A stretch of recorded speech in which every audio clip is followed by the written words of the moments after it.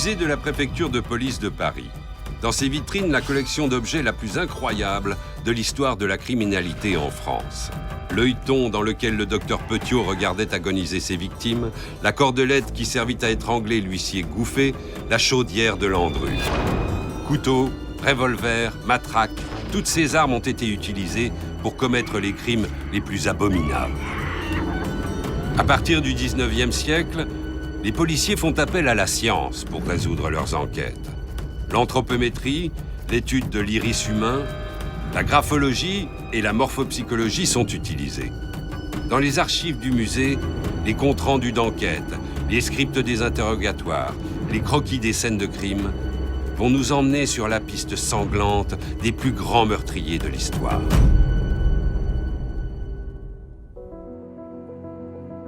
Paris 1900. La ville lumière rayonne aux quatre coins du monde. L'exposition universelle bat son plein et attire des milliers de spectateurs. Les films des Frères Lumière sont diffusés sur des écrans géants. Et la première ligne de métro est inaugurée porte de Vincennes. La ville se développe, les quartiers s'agrandissent et voit la création d'usines, d'entrepôts et de magasins. Avec le développement de l'industrie, Paris se peuple d'ouvriers. L'essor de la ville attire aussi de nombreux voyous. De nombreuses bandes se forment. Et c'est à la presse que l'on doit le surnom des bandits les plus connus de la Belle Époque, les Apaches. L'Apache est partout. Derrière un fiacre, près du mur qu'on contourne, dans l'encoignure d'une porte. Coups de couteau et coups de revolver alimentent les rubriques des journaux. Les Parisiens ont peur et s'inquiètent pour leur vie. Reconnus pour leur violence, mais aussi pour leur sens du style, les Apaches représentent une source d'inspiration pour de nombreux chanteurs et artistes tels qu'Aristide Bruand ou encore Mistinguett. Les Apaches les plus célèbres de l'époque sont Amélie Elie, dite Casque d'Or, une jeune prostituée, ainsi que ses prétendants Manda et Leka, deux chefs de bande de l'Est parisien. Ils vont se battre jusqu'au sang pour les belles boucles blondes de cette jeune gigolette. Cette histoire va être immortalisée par Jean Becker en 1952, qui réalise le film Casque d'Or avec Simone Signoret, Serge Reggiani et Claude Dauphin, qui interprètent ces célèbres Apaches.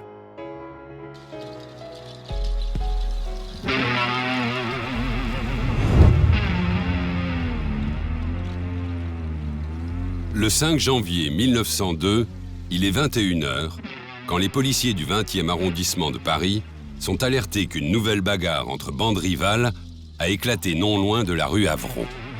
Selon les témoins, ils sont nombreux et les coups de couteau et de revolver volent de toutes parts. Lorsque les policiers arrivent, la rue est déserte. Le sang frais coule encore sur les pavés. Ils se sont tous envolés. Les policiers sont à bout de nerfs. Cela fait une semaine que ces voyous se battent sans relâche, créant un climat d'insécurité permanent dans l'Est parisien. Cet affrontement fait suite à une violente série de règlements de compte entre la bande de la Courtille, qui sévit du côté de Belleville et dont le chef, Joseph Plaigneur, se fait appeler Manda, et la bande des Orteaux, du quartier Charonne, ayant à sa tête Dominique François Leka, dit le Corse. Tous deux se battent en l'occurrence pour s'attirer les faveurs d'une prostituée.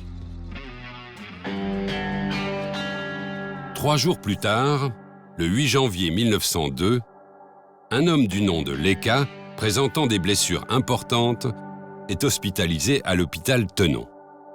Dès le lendemain, le commissaire Deslandes se rend à son chevet et l'interroge sur la rixe. Leka nie son implication. À ses côtés, se tient fièrement une jeune femme au charme magnétique. Elle s'appelle Amélie Elie. Ses cheveux blonds dorés, hissés en chignon, ressemblent à un casque en or massif.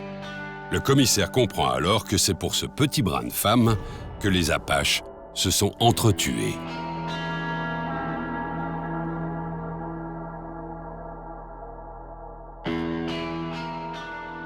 Amélie Elie, je dirais que c'est une jeune fille ordinaire dans le sens où elle est née dans une famille modeste à Orléans.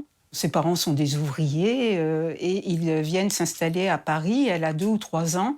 Je dis 2 ou 3 ans parce qu'on n'est pas sûr de la date de naissance d'Amélie Elie. C'est-à-dire, selon la police, elle serait née en 1878 et elle dit qu'elle est née en 79. Elle va connaître son premier amour, elle a 13 ans. Elle va rencontrer un jeune homme qui a 2 ans de plus qu'elle, qui a 15 ans. Lui, il est ouvrier serrurier, elle est apprentie fleuriste. Et donc, ils vont connaître leurs premiers émois tous les deux. Et elle va se sauver de chez elle pour vivre le grand amour avec ce garçon. Donc, ils vont avoir du mal à trouver un hôtel, bien évidemment. Et quand finalement ils en trouvent un, ils s'installent tous les deux. Alors bien sûr, son père, il envoie des gendarmes pour aller la rechercher. Forcément, on la retrouve. Elle fait 2 mois de maison de correction. Mais sitôt sortie, elle retourne avec son petit jeune homme. Le père, Élie, renvoie à nouveau les gendarmes. Là, elle fait 4 mois de maison de correction. Et le père, au bout d'un moment, il baisse les bras. Il dit « Bon, voilà, je laisse tomber ». Donc elle se trouve, elle a pratiquement 15 ans, toute seule à Paris. En 1894, à 15 ans, Amélie Elie est une jeune femme précoce. Elle a un tempérament fougueux.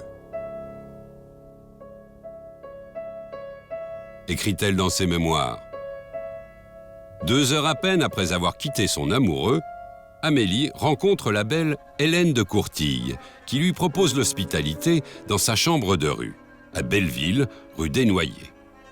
Elle accepte. Hélène de Courtille est une prostituée. C'est elle qui va l'initier au plus vieux métier du monde. Lorsque Amélie va pour la première fois dans la chambre de cette belle Hélène, elle lui dit « Ah bah dis donc, t'es bien installée, tout ça », même si elle trouve que c'est quand même un peu cradingue parce qu'elle était à l'hôtel, donc c'était quand même relativement bien entretenu.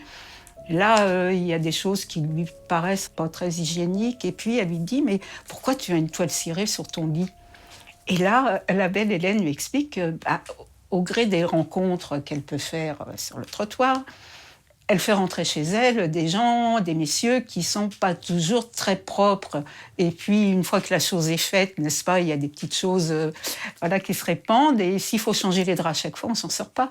Avec une toile cirée, un coup d'éponge, et le tour est joué, tout est propre et on peut recommencer. Désormais, fini les jupons de jeune fille. Amélie Elie s'habille en courtisane et avec ses belles boucles blondes, qu'elle remonte en un chignon imposant, elle va séduire les bourgeois de province qui viennent visiter la capitale.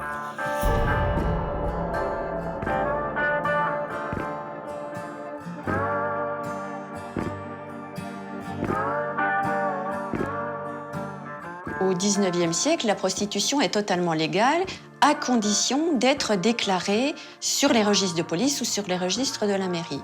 Et donc, on considère qu'il y a plusieurs types de prostituées. Il y a les prostituées donc, qui sont légales, les encartées. On les appelle les encartées parce que la police ou la mairie leur remet une carte, une sorte de carte d'identité sur laquelle est inscrite leur identité, leur nom, leur prénom, leur âge, leur date de naissance, le lieu d'origine et parfois aussi la couleur des yeux ou un détail physique pour pouvoir les reconnaître en cas de ramassage. Donc ces filles qui sont encartées ont le choix, on leur laisse le choix de travailler en chambre, c'est-à-dire on les appelle les encartées libres, elles travaillent comme elles veulent, elles descendent évidemment sur le trottoir, on les appelle aussi les marcheuses, les pierreuses, donc parce qu'elles racolent le client dans la rue et ensuite elles remontent chez elles, elles louent en général une chambre à un propriétaire qui les loue d'ailleurs très très cher parce qu'il négocie la honte de louer à une prostituée par un prix plus élevé. Et on a les encartés qui travaillent dans les maisons closes, puisque les maisons closes sont ouvertes à partir des années 1820. En ce début de siècle, dans le Paris interlope, un autre groupe d'individus se démarque. Attisant la haine des policiers et attirant la curiosité des journalistes, ils se font appeler les Apaches.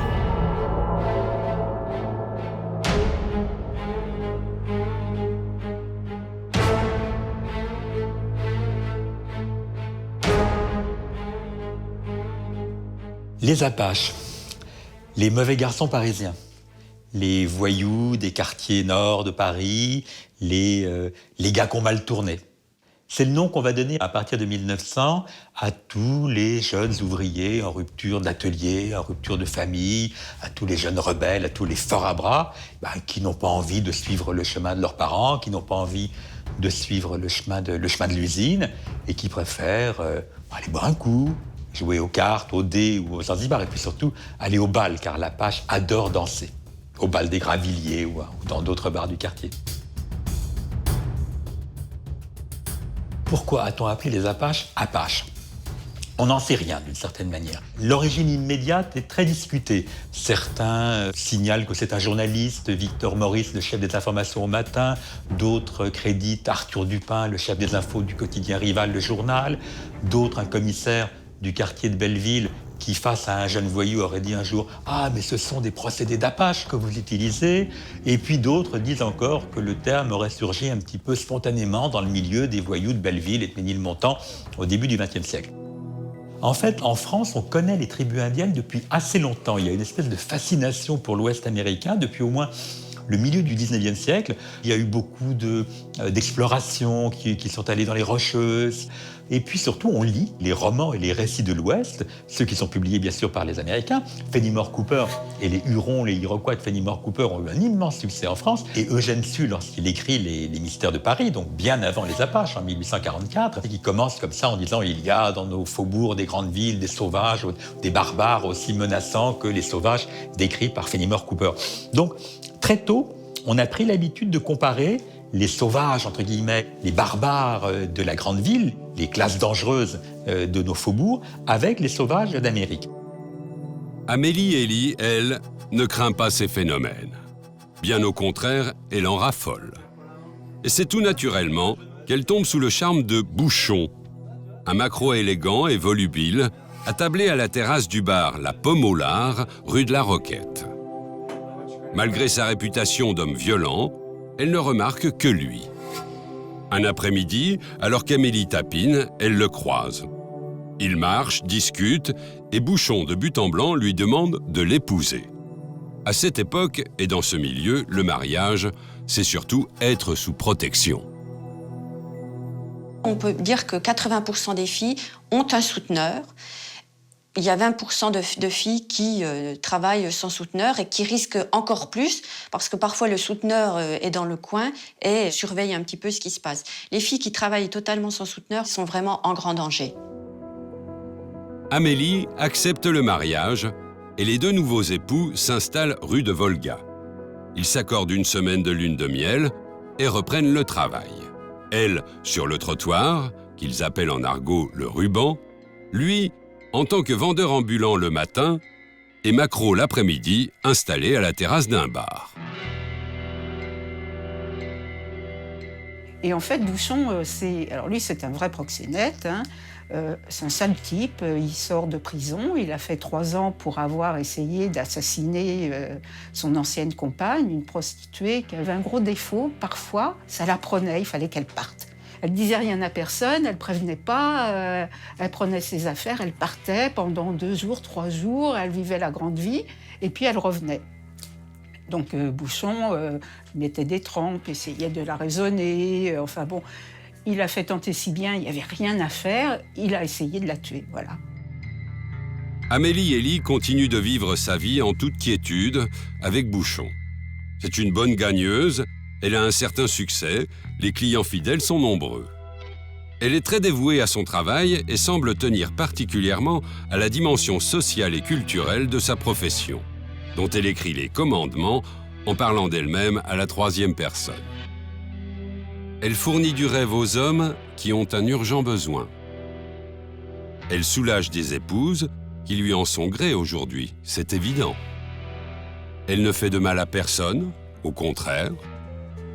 Elle recueille les jeunes commis tirant la langue et les dorlote dans ses bras pendant 5 minutes. Elle est un mode de circulation pour la richesse publique. Elle évite que les belles concierges soient à tout instant culbutées dans les escaliers. Elle est loi du pauvre, le riche gardant jalousement pour lui la dinde du parc Montsouris, ce qui ne l'empêche pas parfois de goûter à l'oie du pauvre. Elle console le veuf de son veuvage, le prêtre de ses vœux. Elle fait aimer à l'homme le beau, le bien, le juste et sauve bien des familles. Loin de cette image idyllique de la prostitution, Amélie et les autres tapineuses sont régulièrement arrêtées par la police. La prostitution est tolérée, mais sous certaines conditions. Alors pourquoi elles sont raflées? C'est que comme elles sont encartées, donc elles sont officiellement prostituées, elles ont des horaires à respecter. C'est-à-dire qu'on va tapiner de 19h à minuit. Si on est à 18h, si on est une heure plus tôt, ou si on n'a pas fait sa journée ou sa nuit et qu'on reste une heure de plus, là on est ramassé. Et on va passer quelques jours à Saint-Lazare. Saint-Lazare, c'est la prison des prostituées. C'est un hôpital qui était spécialisé dans les maladies vénériennes. Et il y a aussi un dépôt où c'est la prison des prostituées, en fait. Amélie ne reste jamais plus de quelques jours en prison. Une fois sortie, elle retourne sur le trottoir. Mais sa relation avec Bouchon finit par se dégrader lorsque ce dernier instaure un système de quotas journaliers. Un jour, alors qu'Amélie doit arrêter son activité plus tôt à cause d'une rafle, Bouchon rentre dans une colère noire.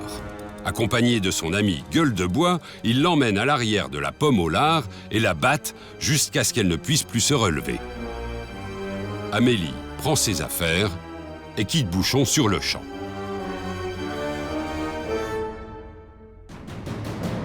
Elle erre quelques jours dans Paris, travaillant occasionnellement, mais Bouchon, accompagné d'un certain Ballet, la recherche.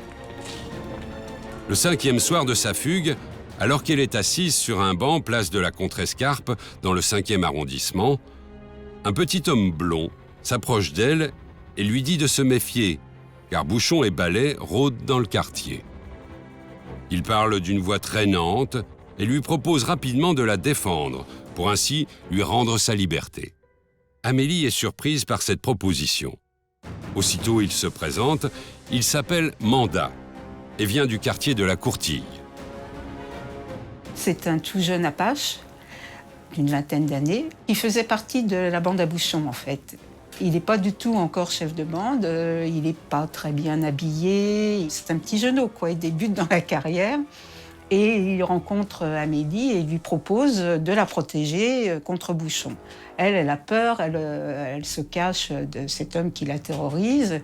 Il se fait fort de la protéger. Donc elle va devenir la marmite, comme on dit, de Mandat. La marmite, c'est la prostituée qui est attachée à un proxénète. La marmite vient de dire, c'est elle qui fait bouillir la marmite, d'une certaine manière. Comme Mandat il n'était pas encore chef de bande, mais il était très réputé pour son maniement du couteau, Bouchon se méfie. Il dit « Ah bon, elle est avec Mandat, qu'elle y reste, il ne veut pas aller plus loin ». En revanche, il y a un autre type de la bande à Bouchon qui dit « Mais attendez, moi je suis plus âgé que Mandat, il n'y a pas de raison, si Bouchon veut plus d'elle, moi je vais m'en occuper ». Mandat et Amélie ne cachent pas leur romance, fréquentant les bars de la Courtille en toute insouciance. Ballet n'a pas de mal à les retrouver et va à leur rencontre au café chez Bouvin. « Ah, vous voilà donc, les tourtereaux! Ce n'est pas pour vous le reprocher, mais vous faites rudement courir les gens. Voyons entre nous, est-ce que vous en aurez pour longtemps ?» Mandat répond « Ballet, tu es mon ami. Voilà ma main, prends-la si tu veux. Mais laisse-nous. Mélie et moi, nous sommes mariés. »« Mariés ?» réplique Ballet. « Et depuis quand? Quel est le curé qui vous a donné la bénédiction? Je ne le connais pas. » Mandat fouille dans sa poche et sort un couteau. « Sortons, je vais te dire son nom dans la rue. » Mandat n'en est pas à son premier fait d'armes. C'est lui qui a expédié 6 pieds sous terre Polo l'arrangeur, un Apache craint de tous.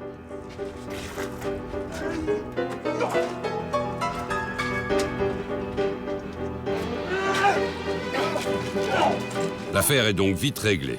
Quelques minutes plus tard, Ballet gît dans une mare de sang, un couteau enfoncé entre les épaules. Si Mandat est craint et connu dans la rue pour ses coups de sang, il est doux comme un agneau à la maison.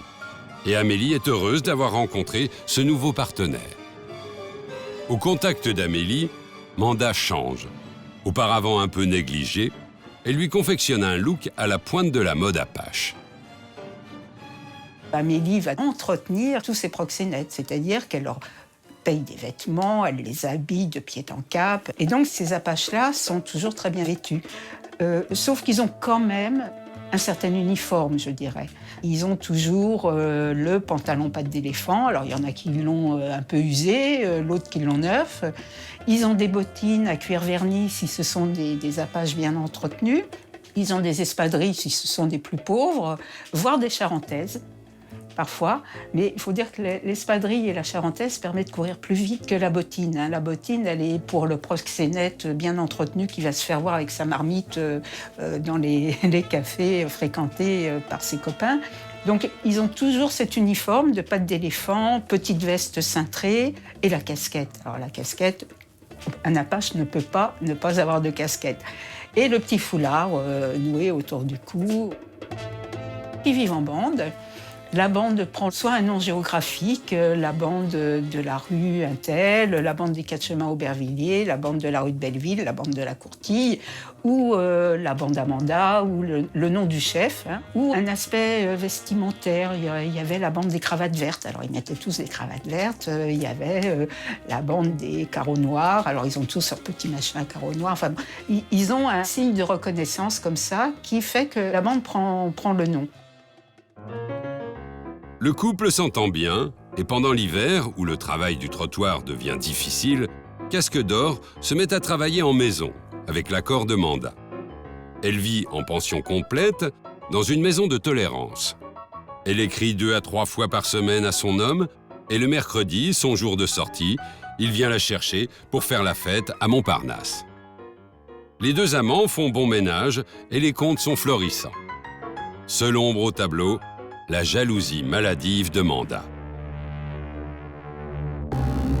Un soir, il surprend sa compagne au lit avec une de ses amies, Thérèse Billot, une autre prostituée.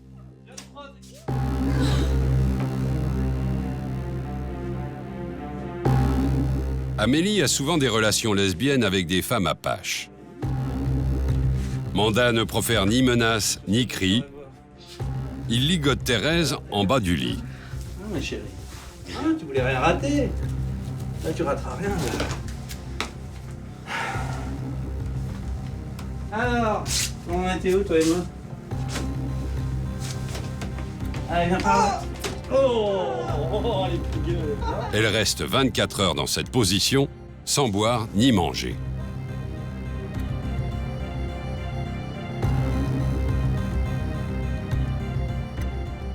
Ce fut une bonne leçon qui calma quelque temps Amélie. Pourtant, Manda non plus n'est pas d'une fidélité exemplaire. Il a lui aussi de nombreuses maîtresses. Amélie profite donc d'une incartade amoureuse de son homme pour le quitter.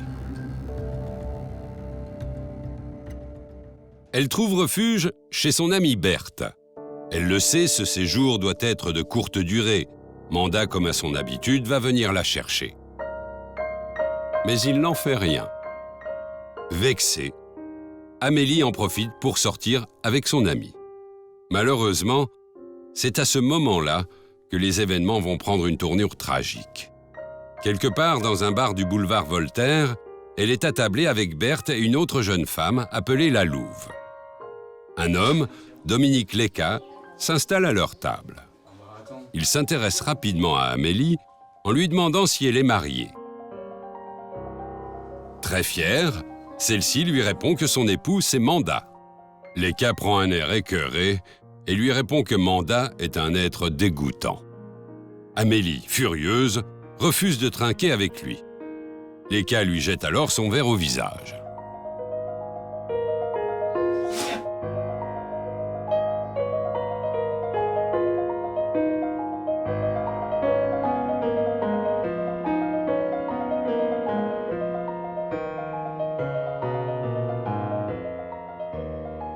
Manda et Léca se connaissent de manière obligatoire. On est sur une petite zone géographique.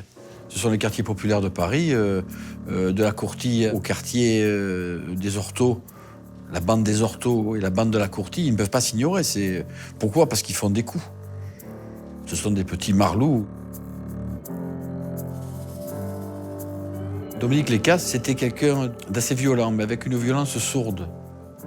C'est-à-dire qu'on n'était pas dans les cris ou la déclamation. Voilà. Il y avait une espèce de... Le regard était déjà suffisant lorsqu'il devait dire ce qu'il pensait à quelqu'un. Sinon, c'est quelqu'un qui aime beaucoup, par exemple, ma grand-mère, à qui il faisait des cadeaux, rubans, robes, petits jouets en bois, ce qui se faisait au début du siècle. Loin d'être effrayée par l'attitude de Léca, Amélie ressent une forte excitation et se flatte d'imaginer un duel entre Manda et Léca. C'est dans cet état d'esprit que la jeune femme retrouve le beau Corse un 25 décembre aux Halles, au café L'Ange. Sans animosité, Léca, sous le charme de Casque d'Or, lui conte ses souvenirs dans les bataillons d'Afrique, ses combats contre les Touaregs. Amélie est fascinée. Puis il lui dévoile ses nombreux tatouages, un signe des bataillons disciplinaires. Il a dit dans certains ouvrages qu'il est parti au bataillon d'Afrique. Dans les archives familiales, verbales, ça n'existe pas. Parce que son père, oui. Son frère, oui. Alors, en a-t-il tiré une quelconque vanité pour faire le beau auprès de ces dames à Paris? Et il y avait un côté un petit peu exotique d'avoir fait le bataillon d'Afrique. Amélie est sous le charme de ce beau parleur. Voyant que le cœur de la jeune femme est prêt à succomber, Léca lui lance une dernière flèche. Il se lève et lui déclame d'une voix chaude des vers tragiques. Enveloppée dans sa mantille, auprès d'un bec de gaz qui brille, la fille d'amour bat son quart. De temps à autre, elle regarde son amant qui monte la garde sous un arbre du boulevard. Amélie est très émue, lui prend les mains et les serre en pleurant. De ce jour-là, ils ne se quittent plus. Léca abandonne Victorine van Mael, dite la Panthère, sa compagne, et s'installe dès le 27 décembre avec Amélie dans un hôtel rue Godefroy-Cavaignac. Manda est rapidement mis au courant de cette relation. L'affront pour lui est terrible. Comment Léca, chef de bande des Orteaux, a-t-il osé prendre la femme de Manda, chef de la courtille? Ça mérite une expédition punitive. On n'aime pas que les autres viennent mettre leurs pieds dans nos plates-bandes.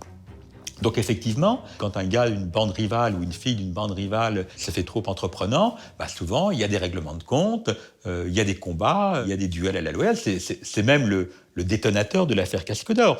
Le détonateur de l'affaire Casque d'Or, il est double. C'est à la fois effectivement Léca qui va prendre Casque d'Or à Manda, donc il y a un problème de possession d'une fille. Et en même temps, c'est le fait, effectivement, que les deux vont se retrouver dans des affrontements de bandes rivales sur des territoires qui sont censés appartenir l'un à l'autre. Donc oui, on défend son espace, on défend son territoire. On est dans une logique, effectivement, d'appropriation de l'espace qui est classique dans toutes les bandes de jeunes.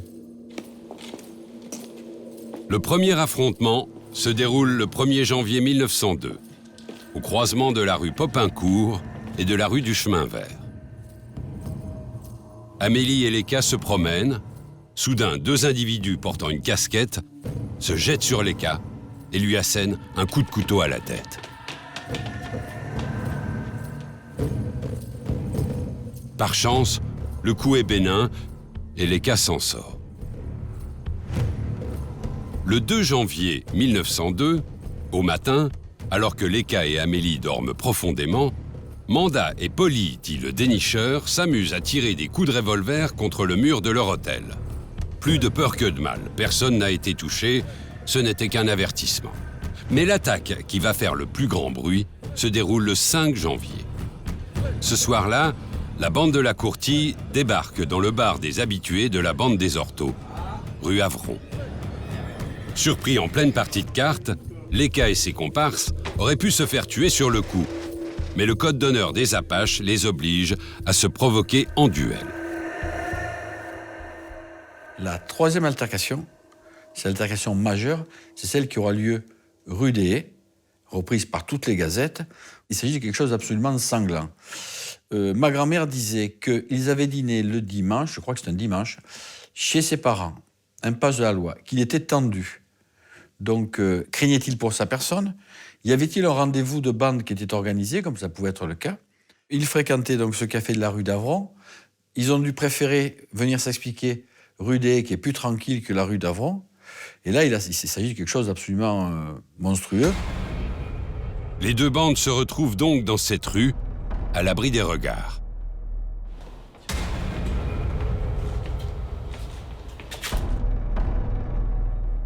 Soudain, Manda s'écrie « Tous à l'écart !»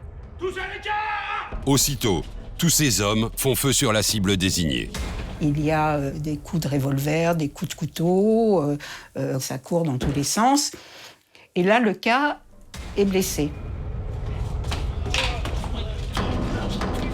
Du côté de Manda, il y aura 2 blessés, dont le dénicheur. Et du côté de la bande de Lek, il y aura Herbs, son copain qui est belge, et lui qui sont gravement blessés.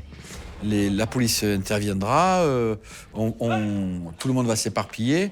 Un journaliste dira que le lendemain, ils ont trouvé une main qu'ils prenaient pour un gant. Le balayeur a trouvé une main dans la rue parce que c'était ce qu'il faisait de mieux avec des haches, des couteaux. Et on parle d'une bataille de sauvages. Hein. Mais les choses ne s'arrêtent pas là. Dès le lendemain, Manda se présente sous les fenêtres du couple. Il crie le nom de Leka et le provoque à nouveau en duel. Leka, affaibli, ne descend pas. Manda décide alors d'exercer un chantage sur lui pour qu'il renonce à Casque d'Or. Il fait enlever un homme de Leka, le Lillois, ainsi que sa femme, ramassée sur le trottoir. Puis il lui envoie un ultimatum. Si Amélie n'est pas rendue à Manda avant demain midi, le Lillois et sa femme seront poignardés. Leka répond « Si vous touchez au Lillois et à sa femme, je saurai les venger. Quant à la femme, viens la chercher. » Comprenne qui pourra, à midi tapante, les otages étaient libres. Leka est soulagé, mais souffre de plus en plus de ses blessures et il se fait convaincre par Amélie d'aller se faire soigner à l'hôpital. La première arrivée à l'hôpital Ténon, c'est les urgences, entre guillemets, on imagine les urgences des années 1900. Donc ils opèrent Herbs et ils l'opèrent lui aussi. Dès l'après-midi, je pense, il demande à sortir. Vu l'état qu'il avait, ses parents étaient là, ils pensaient que ce n'était pas nécessaire qu'il sorte, qu'il fallait se faire soigner. Et puis son père craignait beaucoup qu'il y ait une autre attaque. Alors que Leka se repose dans sa chambre, le commissaire des Landes est averti qu'un homme blessé par balle vient d'être soigné. Là, le commissaire des Landes va commencer à faire un interrogatoire parce qu'il a été mis au courant de la première offensive de Manda contre Leka. Et parce que c'est la loi corse, qu'on appelle omerta, on ne dénonce pas quelqu'un. Le cas échéant, on se venge, mais on ne dénonce pas. Donc, il ne dira rien. Amélie, elle, est aux petits soins pour son homme et ne le quitte pas des yeux. C'est là qu'Amélie va devenir Casque d'Or, parce qu'un jour, Dominique Leka a une visite d'une une ancienne à lui, une prostituée, qui a une très belle chevelure noire, coiffée en chignon comme on fait à l'époque.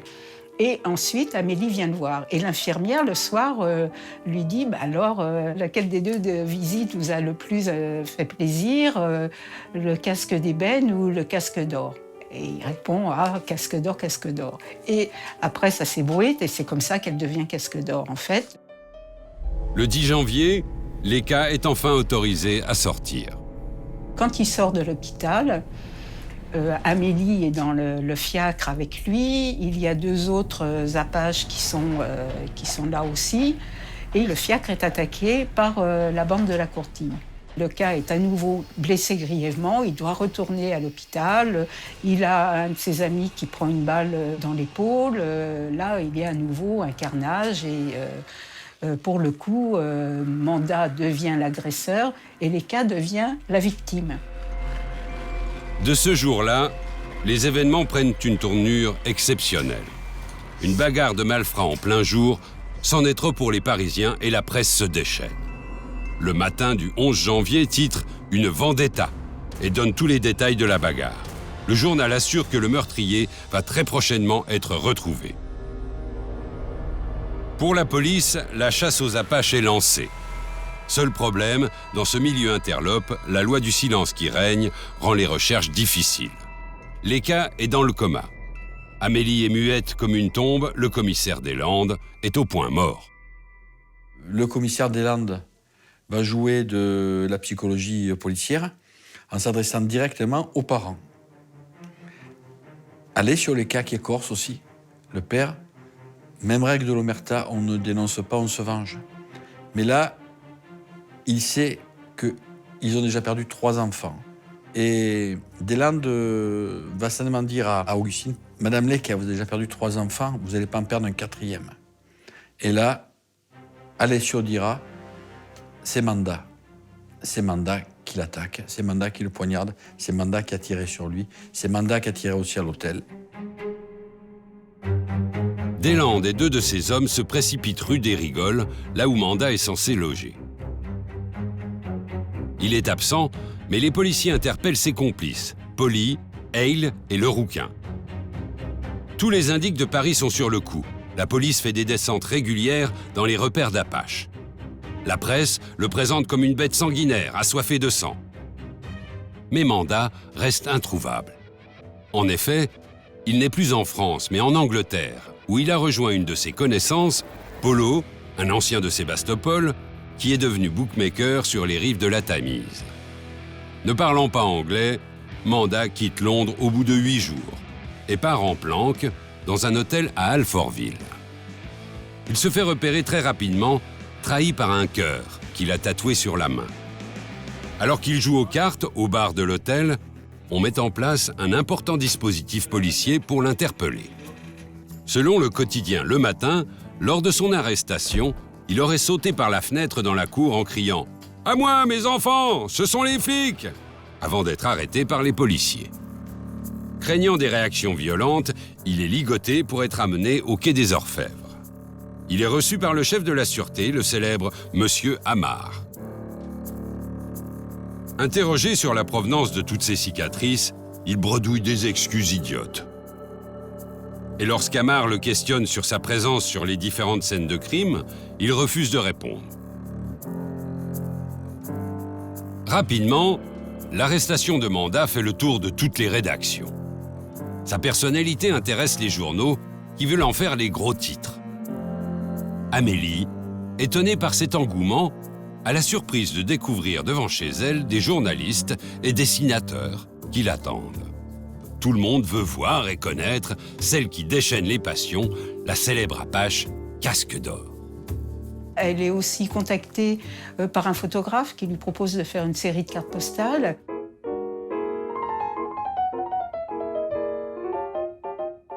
Et on lui propose aussi de faire un spectacle, d'être vedette. Alors là, ça l'a au bout du Nord, donc elle se voit déjà la vedette, finit pour elle le business, hein, le ruban, le trottoir. Et elle commence à répéter, on lui a écrit un texte spécialement pour elle. Et finalement, ça crée tellement de contestations, il y a des pétitions contre elle hein, qui sont menées, que finalement le préfet interdit le spectacle avant même qu'il ne soit commencé. Au quai des Orfèvres, Manda est tour à tour interrogé par le juge d'instruction, M. Le Poitvin, puis M. Schlumberger. Il nie à chaque fois son implication dans les tentatives de meurtre sur la personne de Lecca. Il retourne même la situation en se déclarant victime des manigances du chef des orthos. Il accuse ainsi Amélie d'être complice de ces crimes. À la suite de ce témoignage, Amélie est inculpée pour complicité de meurtre. L'arrestation et l'incarcération de Casque d'Or font la une du matin. Amélie est interrogée par le juge d'instruction, M. Le Poitvin, mais par manque de preuves, il est obligé de la libérer. Toutes les occasions sont désormais bonnes pour Casque d'Or de faire parler d'elle. Ainsi, quand la presse l'interroge à sa sortie de prison, elle en profite pour se faire de la publicité. Elle annonce aux journalistes que le peintre Albert Dupré a terminé son portrait et que l'œuvre sera exposée au Grand Palais lors du prochain Salon des artistes français.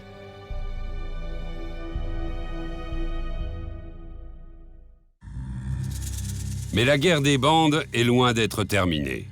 Les orthos et la courtille, même sans leur chef, continuent à s'affronter. Le 8 mars, Le Matin relate les faits. Les bandes de Lecca et de Manda rentrent en lice. Lecca est à l'hôpital, Manda au dépôt. Casque d'Or évolue vers des destinées nouvelles. N'importe, Leurs bandes s'observent, se guettent, prêtes à tomber l'une sur l'autre. Elles en sont venues aux mains de nouveau hier. La rencontre a été sanglante. Elle a eu lieu vers 6 heures à la tombée de la nuit, rue Desnoyers. Une rue étroite et sale, complètement déserte à cette heure. Une trentaine de compagnons de la bande à l'ECA et autant de ceux de Mandat y ont pris part. Tous avaient le revolver au poing. C'est dans ce climat de révolte que l'ECA sort de l'hôpital. Il est escorté par une dizaine de voitures, des journalistes et des policiers.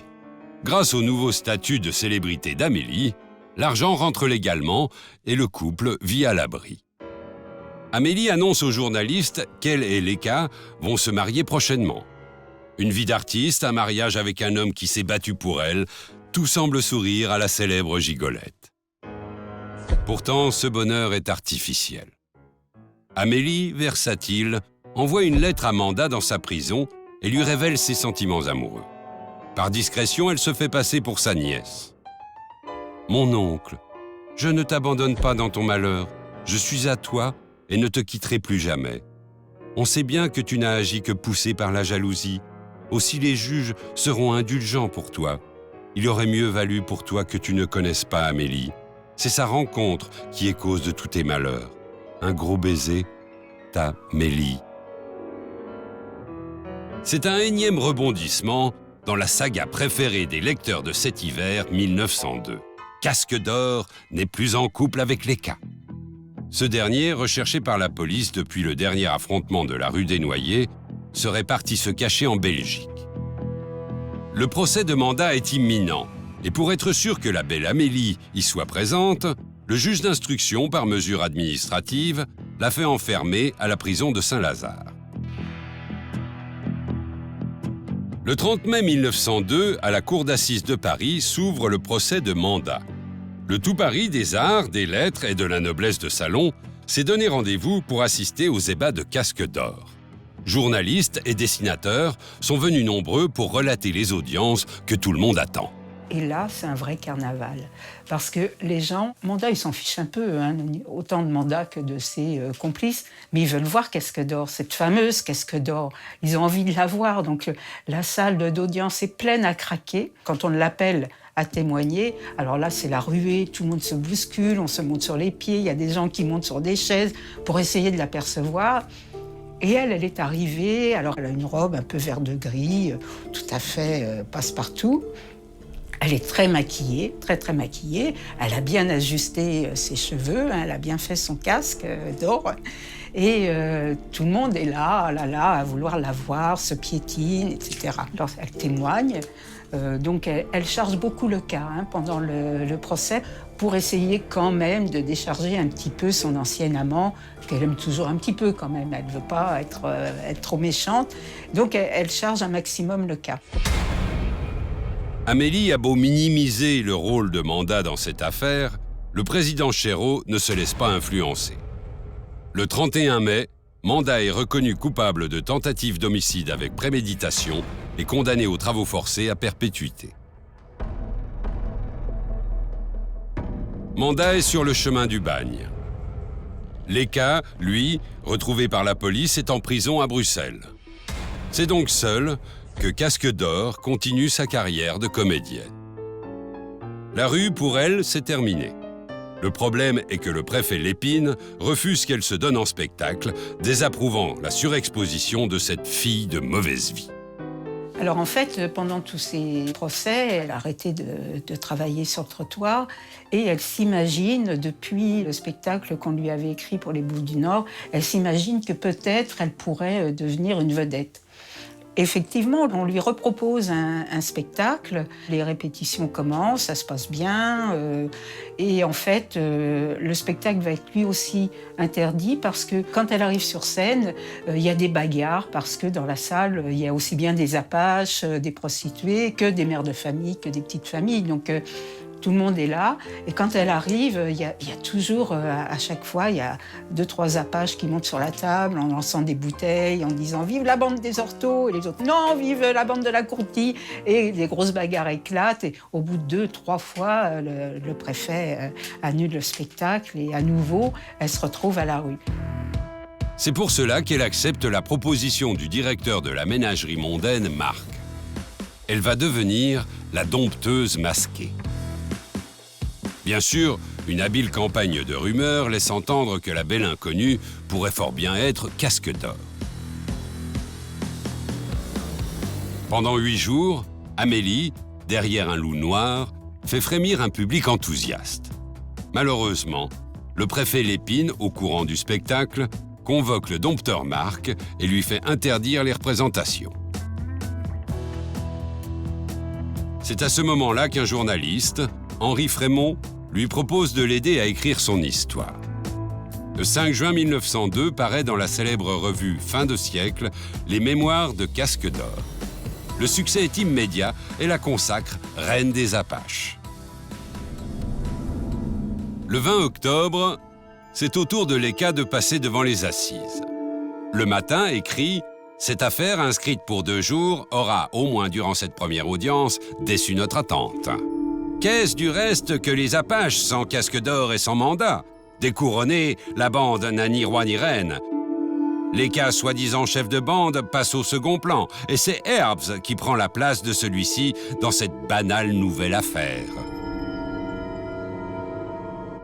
Tous les accusés essayent de minimiser les faits et de ramener la bataille rangée à une discussion un peu vive entre amis qui ne se sont pas vus depuis longtemps. Donc, Dominique Léka sera condamné aux travaux forcés pour 8 années et la réclusion à perpétuité. Il faut savoir qu'il n'était reclus à perpétuité en Guyane que les récidivistes. Il est assez étonnant de voir que la récidive de Dominique, c'est une récidive qui avait trait qu'à des petits vols et des choses qui n'avaient pas vraiment d'importance. Il avait pris une fois 8 mois, 2 fois 2 mois, mais on sent vraiment que sa célébrité va lui peser. Avant de partir, il se mariera avec Louise-Victorine Van Mael à la prison de Fresnes. Léka et Mandat se retrouveront à Saint-Martin-de-Ré, où ils embarqueront tous les deux pour les galères à bord du bateau La Loire. Donc, ils partiront de l'île de Ré sur la Loire, ils seront à la Chaîne, on appelait ça la Chaîne, un voyage par an. Vu l'éloignement, un seul voyage était organisé pour les bagnards. Là, il sera sur l'île au Diable, où petit à petit, en fonction de leur classement, il passera, Dominique Léka, de la classe 3 à la classe 1. On note les forçats en fonction de leur capacité à payer leurs dettes. Mais il va se passer un petit événement, c'est que malheureusement, il assiste à une échauffourée ou quelque chose qui se passe au bagne. On lui demande de venir témoigner au tribunal à Cayenne, donc sur le continent. Et là, il va être sur la rivière et la tentation est trop grosse, il va plonger pour se sauver. Bien sûr, les gardiens vont le rattraper et il va prendre 5 ans de plus. Il écrira au gouverneur de Guyane, au directeur, en disant que c'est sa célébrité qui lui vaut 5 ans de plus pour un malheureux plongeon. Et puis il va se calmer petit à petit et il sera mis au service de gens qui ont des plantations de balata, de DVA. Léka, après avoir purgé sa peine, va mourir dans la jungle guyanaise, tué par des orpailleurs. Mandat, détenu sur l'île Saint-Joseph, aura un comportement exemplaire. Il travaillera à l'hôpital et apprendra le métier d'infirmier. Relégué, il finira sa vie en homme libre à Cayenne. À Paris, Amélie a refait sa vie. Elle se marie avec André Nardin en 1917. Il s'installe au 44 rue des Cascades, dans le 20e arrondissement, où elle élève les 4 enfants de son mari.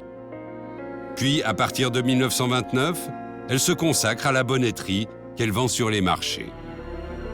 Elle meurt en 1933 d'une crise d'asthme complètement oubliée.